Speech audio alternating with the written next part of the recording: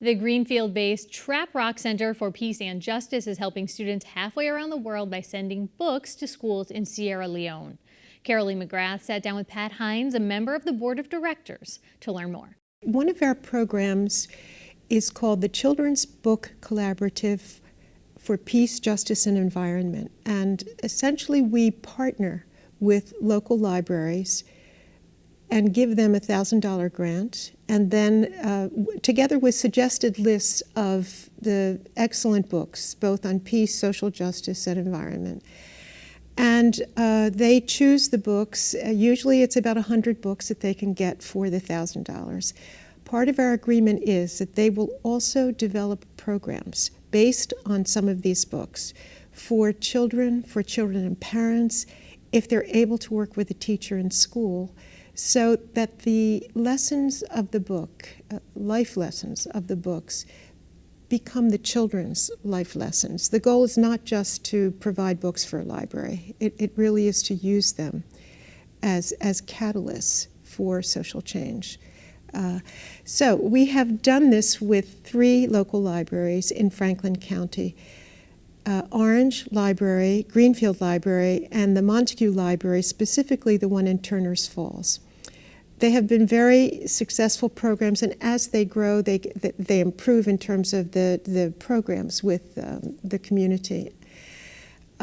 Last year, I attended a conference in Ghana, Africa. It was sponsored by the Women's International League for Peace and Freedom. I'm a member of that, and I was sent as a delegate to their annual conference.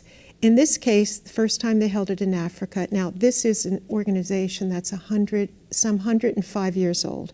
It was founded in 1915 by prominent women in all the countries at war in World War I, both sides.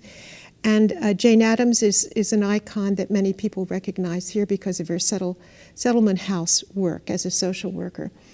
So that organization drew women from, as I said, the hostile countries. They actually visited the governments of all of the countries trying to persuade them to stop war. They have since then spread throughout the world, but Africa is the newest sort of set of branches that are forming there and actually growing faster than any place else in the world. So they held their conference there in Ghana, and essentially the first day and a half was focused on what they called the African Women's Feminist Peace Conference. And so African women spoke throughout that day and a half, leaders in all of the countries that they had come from. And all of them have started these branches of the Women's International League. I happened throughout the conference to sit next to a young woman from Sierra Leone who had started the Women's International League branch in Sierra Leone. And I asked her about herself first. I learned she had a passion for women and children, particularly around issues of sexual violence, poverty, and the country itself had had a terrible nearly 10-year war in the 1990s. She was a child then. But the remnants of war always, the collateral damage are civilians and primarily women and children. So being very aware of that's a focus of hers. The other is a focus on eliminating female genital mutilation, which is considered a traditional practice in many African countries. She herself fought it, resisted it successfully, left home until she finished school.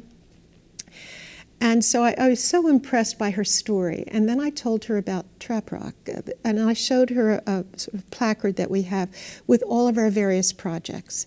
One of them is the Children's Book Collaborative that I mentioned. And she looked at it and she said, Children's Books for Peace, Justice, and Environment Collaborative, sort of a pause, Sierra Leone. And that was a way of suggesting to me that we should partner. So now you have this partner, across the ocean.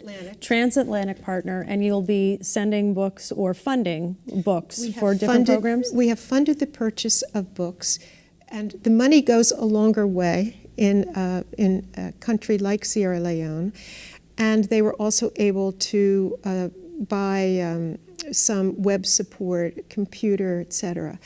But they have since started, and this was, I have to say that this is what makes it ideal working with them. They are able to get into schools in a way I found that libraries here have a very hard time because of the pressures on teachers to teach children for tests and test scores. There, they have partnered with two schools in low-income districts of Freetown, which is the capital, and they have brought the books to both schools. They had a very impressive, which they filmed, very impressive opening, and they have essentially committed the principals who were willing to introduce environmental studies and peace education into the curriculum of the schools. That would be impossible here because of the pressures on schools. Because you have to go through a school committee. I mean, you can't just show up and say, I would like to teach X, Y, and Z. Yes, good point. In the United States. And here, I mean, there, the principal and the teachers agreed to this. So it's not only placing books there that teachers will use, but it is also institutionalizing these courses of study in these schools as well. So I think it's going to have quite a significant impact. How will these books that you're putting in the hands of children who obviously have seen so much more than we could imagine, going to change life there in your hopes? Like how would these books be able to be vehicles of change? That's the key question at the heart of this collaboration with the libraries as well. I think that books have the potential, the right books, the good books, to be beacons for children. Let's start with biography. A number of the books we sent over, Martin Luther King, the Pakistani girl, a young woman now, Malala, who fought for girls' education in Pakistan. She was shot for it. She's recovered, and she's still championing the same with the support of her father, who was a teacher. A book on Wangari Maathai. She was the biologist's first PhD in Kenya, and she started the Greenbelt movement in Africa, from which more than 1 million trees have been planted. They also are sources of income for women. So I think books have the capacity to take children beyond the horizons in which they're living, in which they've grown up, think bigger, and think imaginatively, think creatively, and think, what good can I do for social change?